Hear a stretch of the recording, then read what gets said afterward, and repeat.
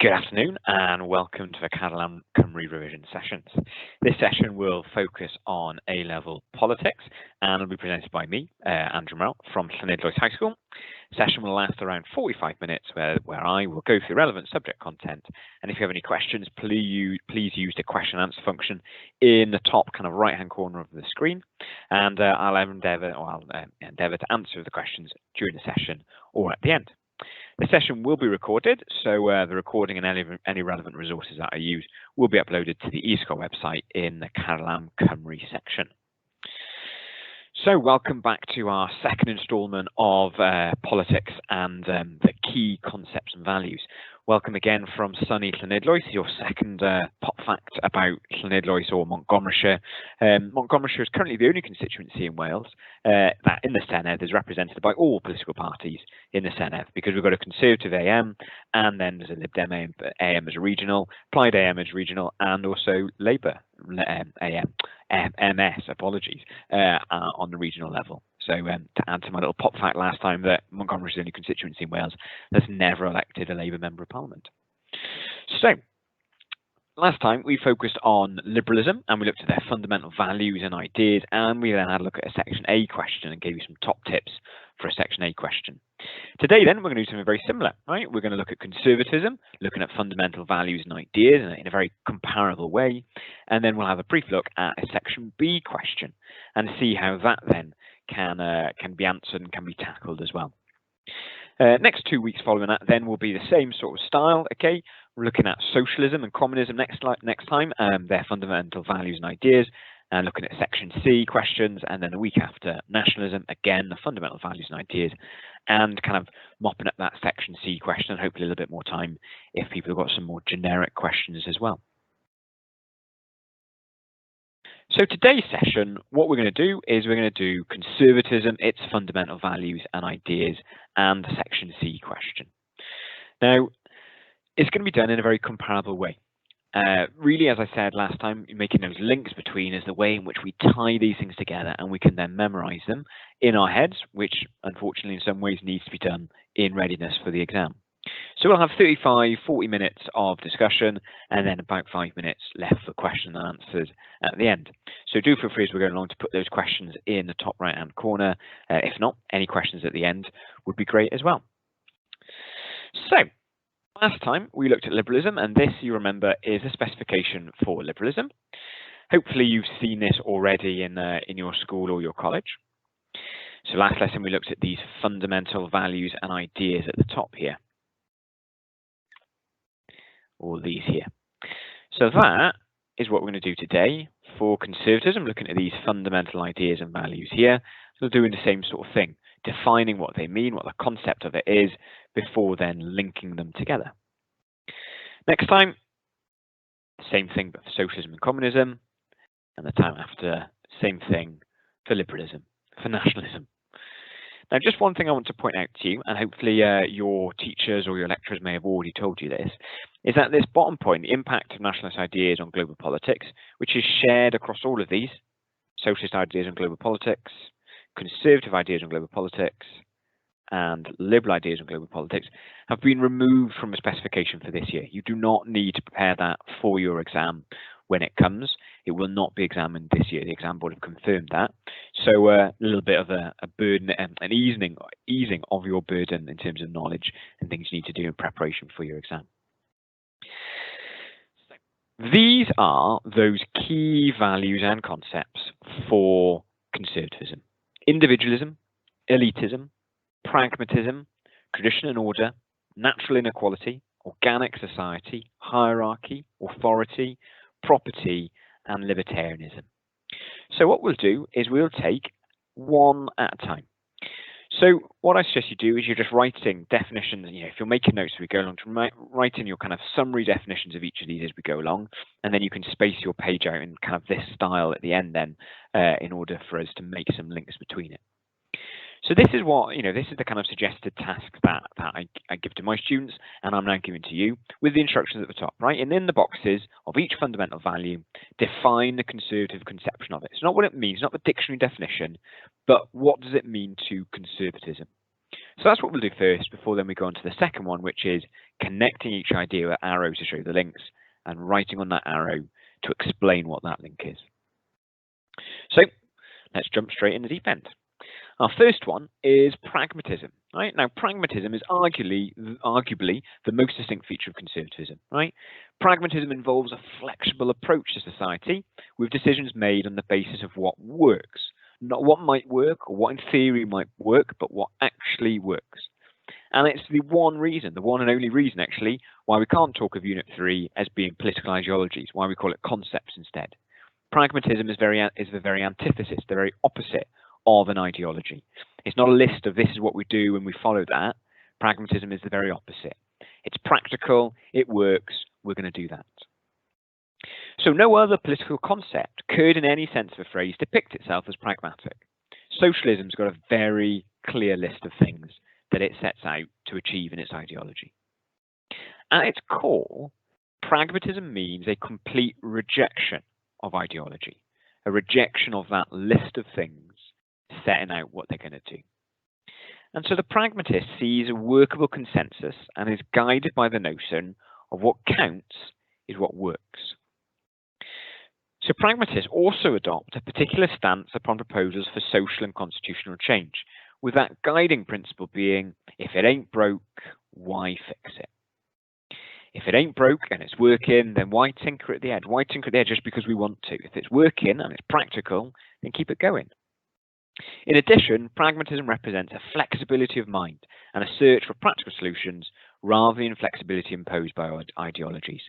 If you've got an ideology, essentially a list of things that you want to achieve or a way that you want to run the country, it can make you inflexible because you've got to do that in order to meet that ideology. If you're pragmatic, then you're flexible. This works in this situation, so we'll use that. It doesn't work in this situation, so we won't use that. That is the very basis of pragmatism. And my example for that is this market hall, the centre of Llanidloes, just like you see behind me on the camera as well, right? And this is the if it ain't broke, don't fix it, or change to preserve analogy, right? This market hall has been in Llanidloes since 1600. If they'd followed an idea of never changing, then what would have happened by now is it'd be a pile of stones and slates collapsed in the middle of the town. But what they have done is when the roof needed redoing, they re-roofed it. When the timbers needed replacing, they replaced it. So it's not like they haven't done anything, but what they have done is they've changed to preserve it. They've changed the timbers in order to preserve the market hall, in order to keep it there.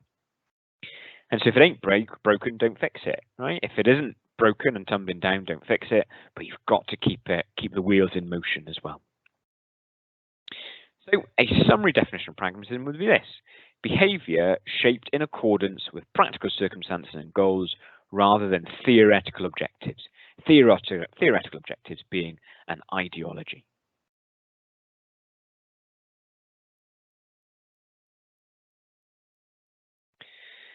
Our second key concept then is elitism. Now, many people, right, looking at this picture on the right, many people think that this photo represents elitism, right? Monarchy, wealth. It's the very basis of elitism is what many people would think. Conservatives think of us really as imperfect and impaired beings with important psychological weaknesses. They're the opposite actually to liberalism and human nature that sees us as being able to guide our own selves, right? Conservatives are the opposite. We're imperfect.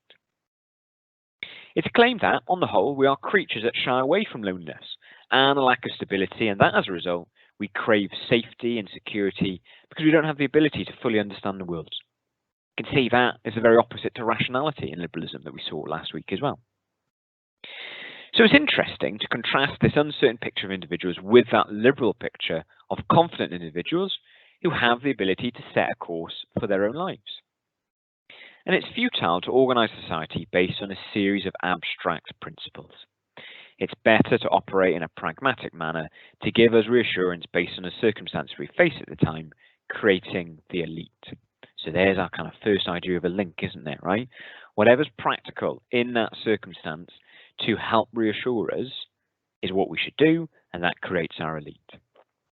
And that need for reassurance and safety has led conservatives then to place great emphasis on order bestowed by the elite. And hence why so many people associate this picture on the right with the elite, right? It is about order, isn't it? Monarchy, wealth is about order. But it's not always that simple, right? However, elitism can also refer to this, right? In what situation is this lady on the right an elite? Well, it's got to be in medical care, isn't it? In a situation where you're requiring medical care, you rely on the doctor. You rely on their ability, you rely on their reassurance in order to get you through. But would this lady still be an elite in running a marathon? Almost certainly not. I mean, I don't want to make too many judgments about her running ability, but almost certainly not. And so the elite changes on the circumstances as well, according to conservatives. Therefore, right, elitism is a belief in rule by an elite or a minority. That elite has got to be, by its very nature, a minority. Otherwise, it's not an elite, it's the majority instead. Our third fundamental value is, or are, tradition and order. Now, some traditions are quirky, right? Others aren't so, but they're all things that we inherit from the past. Whether that is at Christmas time, you, I don't know, leave a mince pie out for Santa, even though you no longer believe in Santa, right? It's a tradition. It's something that you've done, we've inherited from the past. Or whether that tradition is the fact that on comic relief tomorrow, you always wear a red nose, right?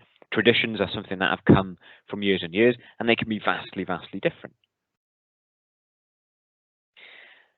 So the effectiveness of a conservative society rests heavily upon the story it sets by those traditions. Customs and habits are used to provide security. It gives you regularity, and that in turn gives you security. And traditions evolve naturally, and you just can't simply create them anew.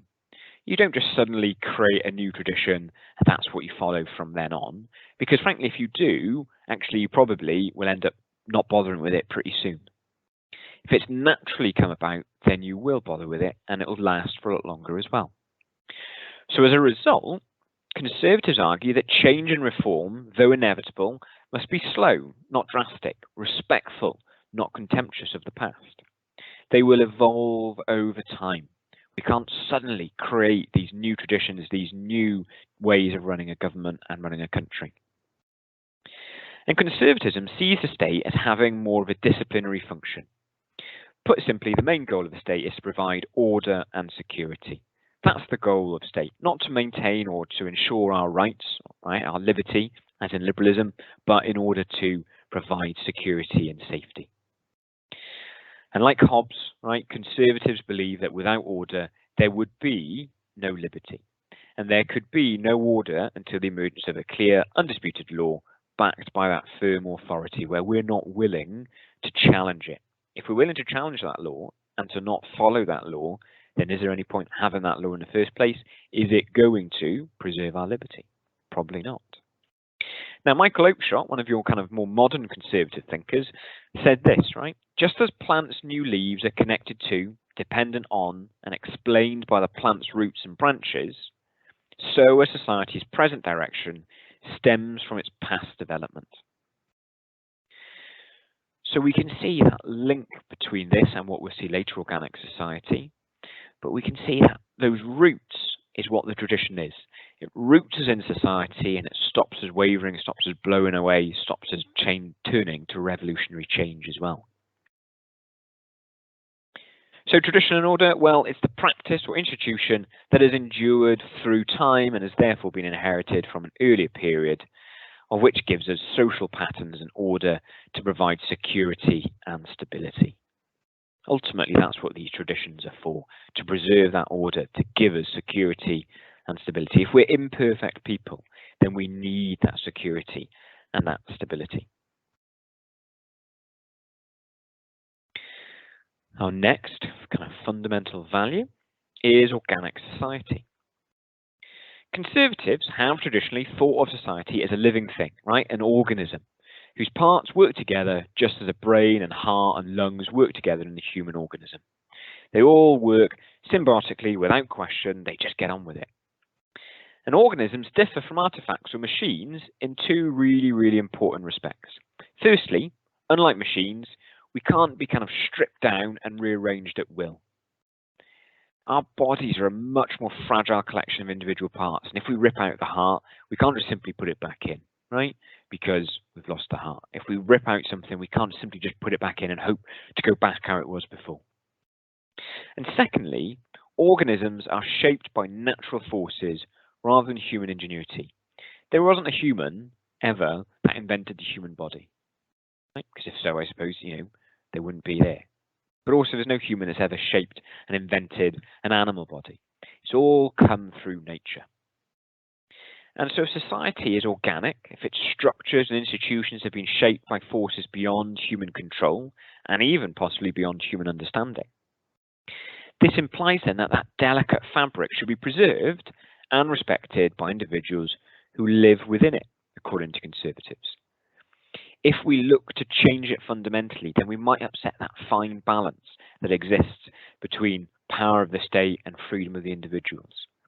These institutions that have just grown up over time, they're not simply easy to replace.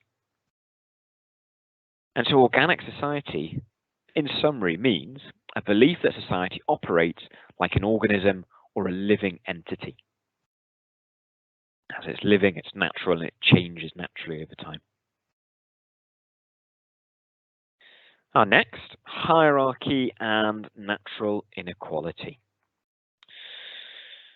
So power, status, and property are always unequally distributed, so you conservatives would say.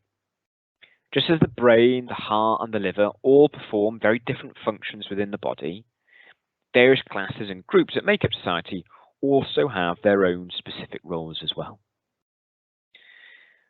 Whether it is a certain class of people, whether it's a certain group within society, they've got their designated role and they don't vary out from that designated role, just like the heart doesn't vary away from pumping blood around the body, just like the brain doesn't vary away from guiding our thoughts, right? You don't find the brain varying into breathing for us.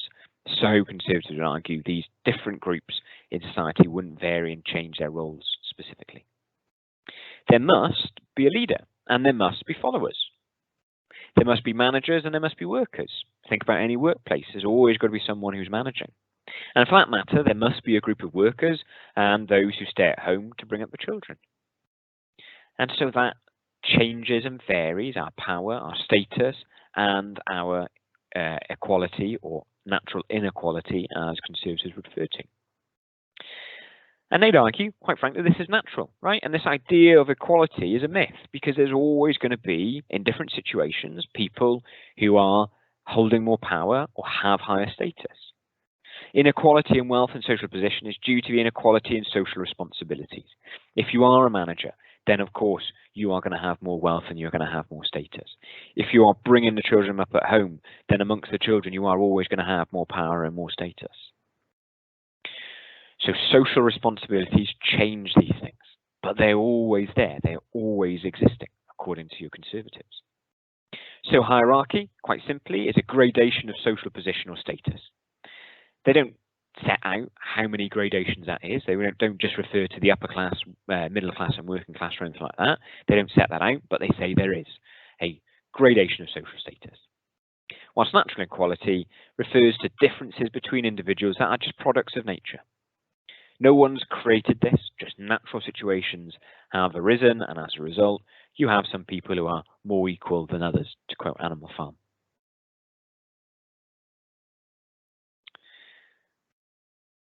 Following those then, our next key value, authority, right? Conservatives believe that authority, like society, develops naturally. You can see these links, right? Back to natural all the time, isn't it? Back to organic society.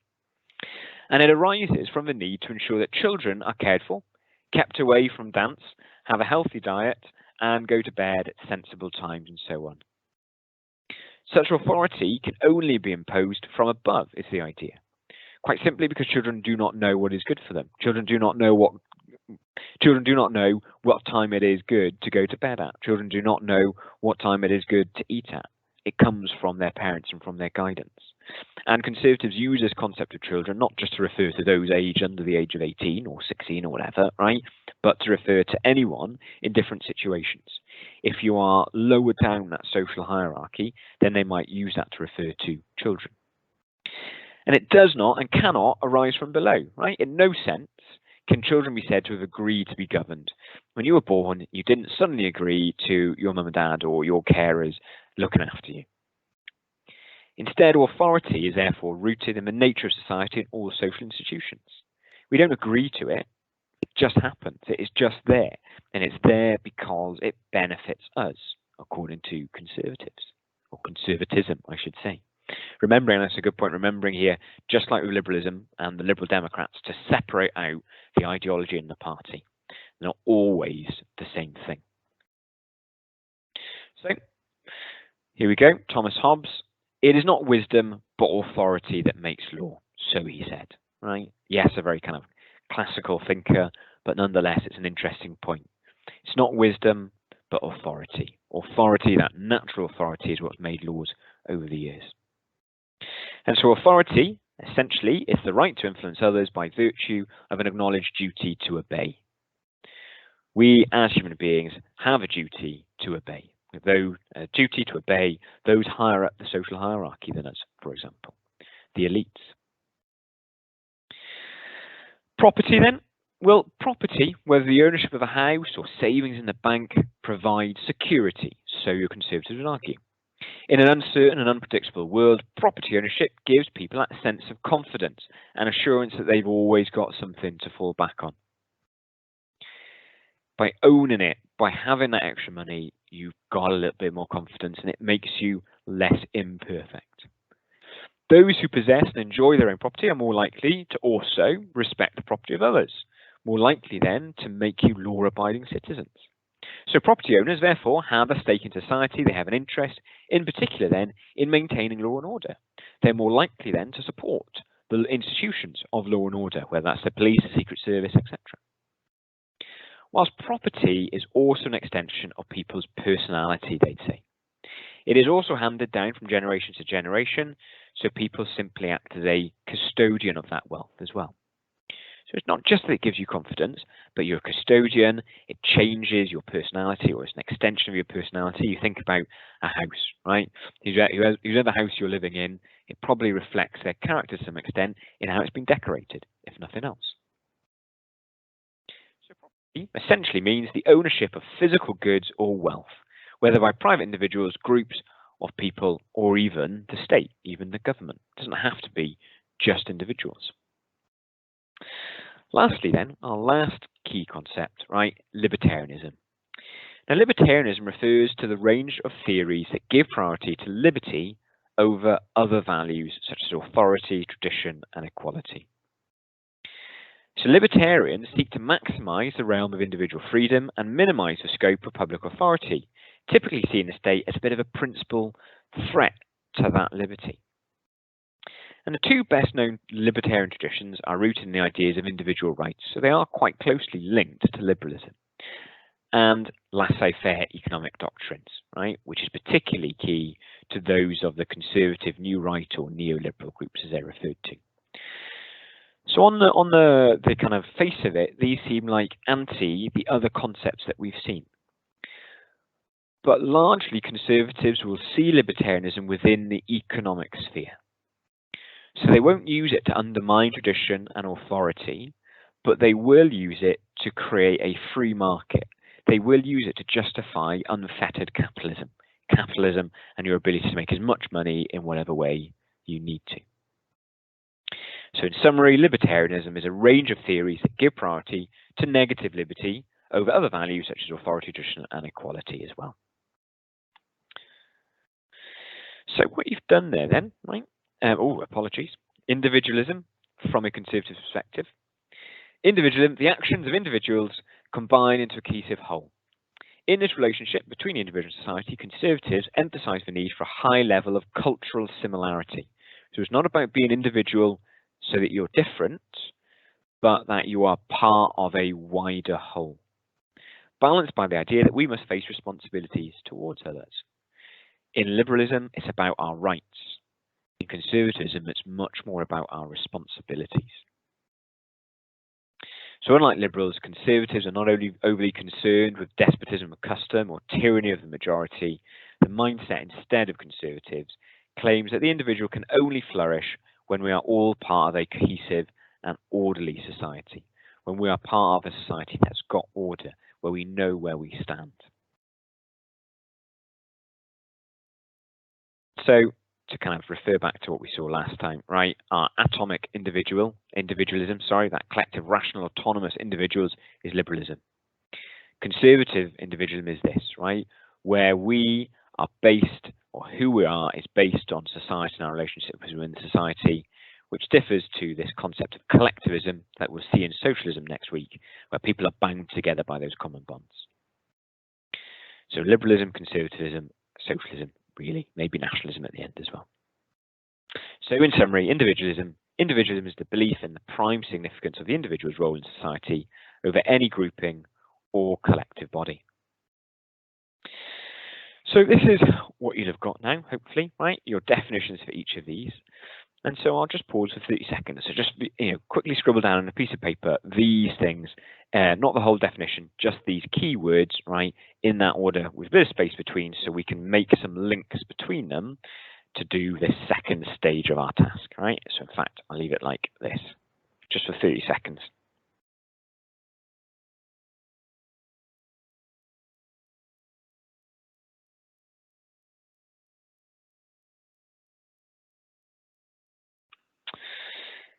Okay, so what links can we make between these, right? Well, let's start with libertarianism and property, okay? Libertarianism, that freedom, in this case, is the freedom to make the money to then own that property. Now, I apologize for that last week for my handwriting, but hopefully it's good enough to understand. Freedom to make the money to own that property. Without libertarianism, without that economic freedom, we wouldn't necessarily have that ability to make that money in the first place. Let's think what else we've got. We could link natural equality and authority, right? This natural equality, or inequality, sorry, is the reason why we must obey that authority.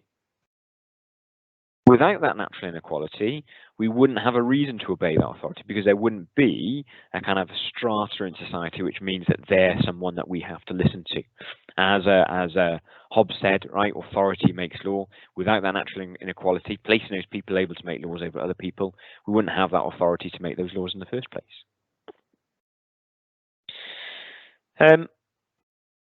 Link between organic society and hierarchy. There is always what people refer to as a top dog, right? Whether that is in a herd of cattle, whether that's in a flock of sheep, whether that's in a group of horses, there is always a kind of leader within those.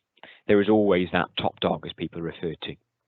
So there's a link, right? That organic society, we see that. We see it in wherever we look. And so it's not surprising then that we find that in that hierarchy in human lives, according to conservatism. What else? What other links can we make? Well, we can think about a link between natural inequality and hierarchy again. So again, this hierarchy is established by nature. It is not, according to conservatives, something that we agree to. It's not something that can be changed. It's something that nature has established in the first place. What else? Well, natural inequality, tradition, and order. These are the things that established those traditions. If we're thinking that traditions can't be created and they're handed down from generation to generation, they evolve over a very long period of time, then that goes to nature, doesn't it? That almost kind of taps into Darwinism, and not that many conservatives would agree with that, but nonetheless it might tap into Darwinism a bit and that slow evolution of process. What about elitism to tradition and order? Well, here the elites help keep the order and establish that through tradition, right? Elite keeps the order.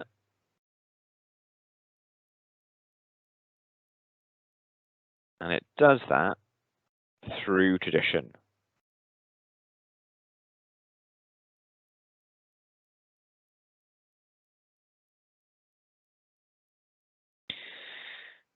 Tradition will place, for example, authority in the police force, within the army, right? That is the tradition, that we listen to those kind of sources of authority.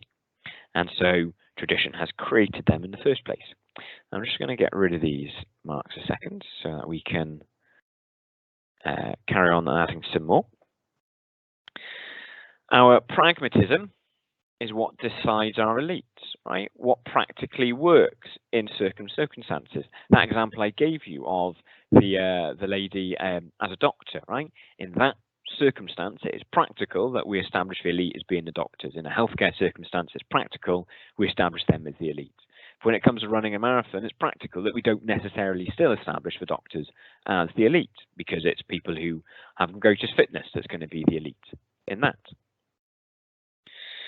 So, in terms of organic society and natural inequality, what we can say here is if it's natural and living, then this could cause inequality, right?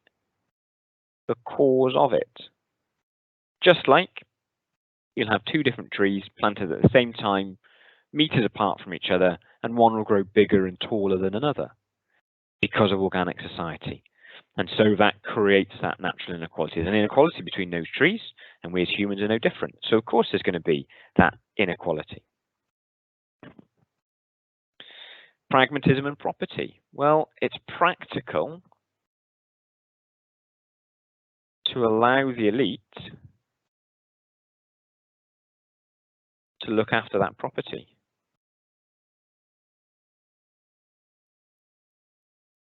If we think about these stately manors, for example, it is Earl someone, Duke someone who often owns these manors. And it just becomes practical that this family have done it for so long, they know what they're doing, and so why not leave that property in their hands for them to look after and to pass down to the next generation? Why not? Buckingham Palace is another example, right, isn't it? The Queen, you know, it could be, we could always, you know, remove the Queen from it, convert it into flats. That raises a massive amount of money for the British government. Happy days. But the Queen, the royal family, have looked after it well for all these years, so why not? It's practical. Why not let them carry on looking after it? Just seeing if I've missed any others. Okay, yep, so authority, tradition, and order, right? What authority, or without authority, without it, order would break down. Without an authority, we just simply wouldn't have an order that was around, because we would have no one that would take ownership for ensuring that order is followed. So you can see linking these together helps clarify these in your mind and helps you understand what it is we're talking about. So what I suggest you do is keep making those links. Use all those links that I've done, but keep making more and more links in order to crystallize it in your mind. This is the exam paper, right? Copy of the exam paper. This is this was the sample assessment, right? And you can see section A last time we looked at section A. Okay, we looked at a 16-mark question. This time we're going to look at a section B question, which is 24 marks, right? So it's not the biggest hitter, that's a section C, but it is still a pretty big hitter, right? And in the actual exam, you'd have to answer 2 of these 3 questions. So there's, you know, an element of choice, the only element of choice in the exam, in that if there was one you didn't know so well, then you could leave that out. But in this case, what we're going to do is we're going to look at conservatism has a negative impact on global politics, discuss this view with reference to 2 global regions you have studied. Now, as I said at the beginning, global regions have been taken out of the specification this year, so you wouldn't get a question that's specifically like this, and so don't panic that you don't know the content of this, but the way to approach the question is still exactly the same. So how do we write that good section B, that 24-mark essay question? Well, just like last time with the section A, I suggested following the packed model. So we're going to do the same here, right? P standing for pressure of time. If it's 24 marks, you're talking 30 minutes. So it's incredibly important. It sounds very, very basic. I appreciate that, but it's incredibly important that you don't spend more than 30 minutes on it. Because if you do, then you're leaving less time for the other questions. And in fact, if you spend less than 30 minutes, then you might not have gone into as much depth as you may have should have done. The A of our PACT model stands for assessment objectives. Knowing where these marks are going to come from is really important in helping us to ensure we are ticking the right boxes, as it were, and then really upping our grades. So a section B question has assessment objective 1 and assessment objective 3.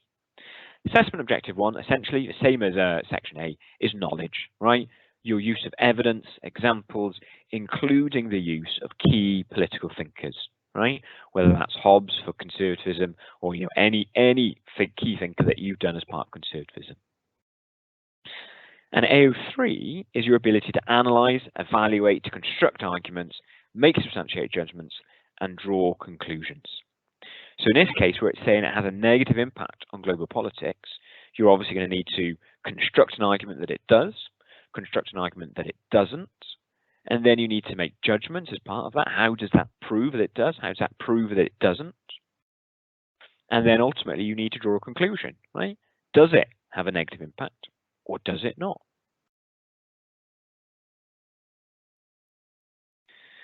Our C of our PACT model stands for content, right?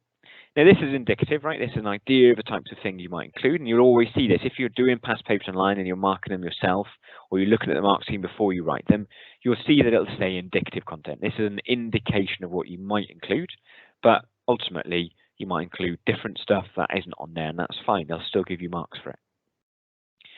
So you could include the fact that human nature and its effect on the state, the essentially negative view of human nature, that we are imperfect people.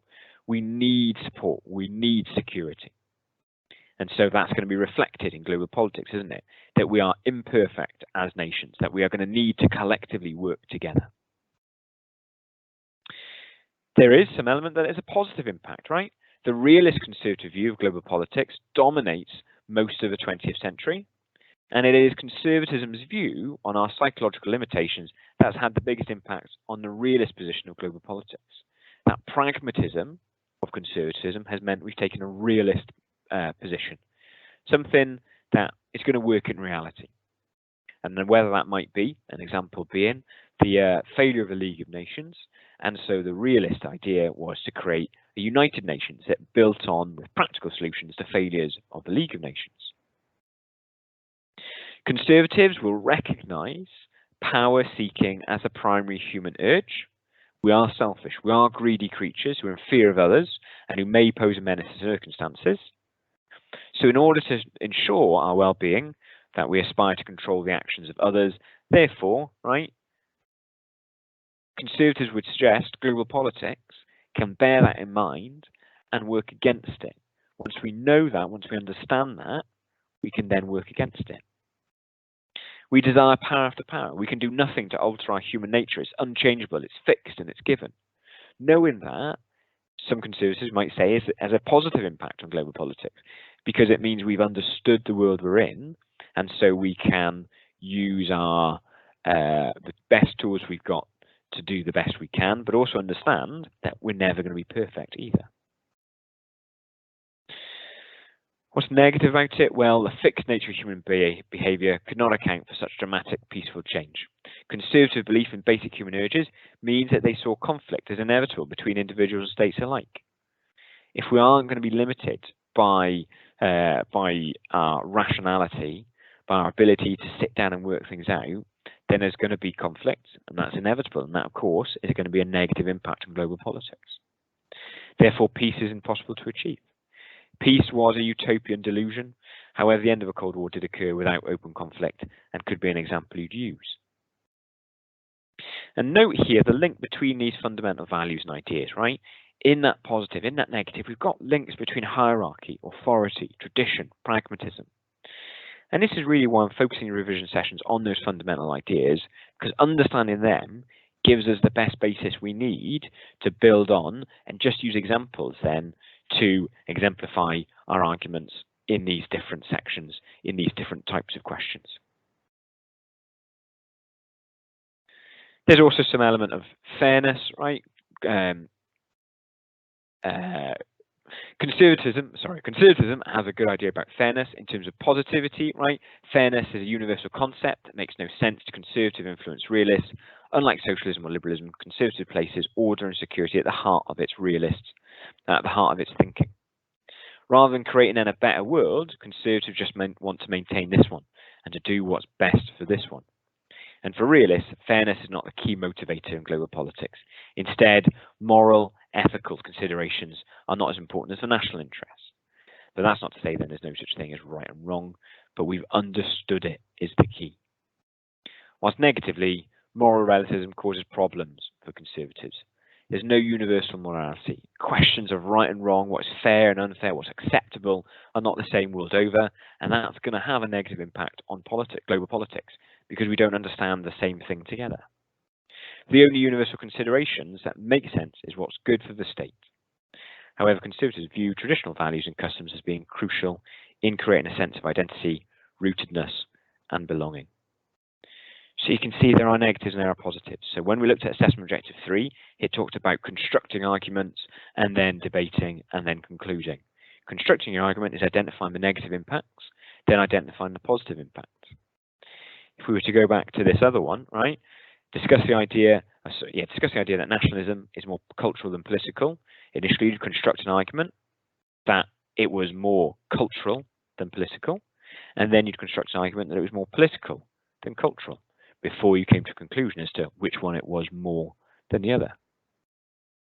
That creating an argument, constructing an argument, is the same for all of these section B questions. And so that's what we've looked at today, right? We've covered all of that in our revision, and this is pretty much all you need really in order to devise those key concepts. And so long as you've completed the activity today, I'd say probably you're fresh in your mind of what these are, and it's just a case then of exemplifying and building on and applying it to these other issues that are further down in the specification. So a little reminder, as I said last time, where to find some additional information from, okay, in terms of content. This website, I'm not even going to say it, is absolutely excellent in terms of content. You can see liberalism, conservatism, socialism, communism, nationalism. Superb in terms of giving you details on that. And then the WJEC website, both of these links should be clickable on the resources on Catalan Cymru website. The WJEC website gives you a walkthrough, interactive content revision, and also Unit 4 resources too. I'm not covering Unit 4 at all as part of this, so that's a good place to start for that. So next time we'll look at socialism. We'll follow the same structure. We'll look at socialism, and we'll look at section C question and see how you can go about answering that for the week after nationalism as well.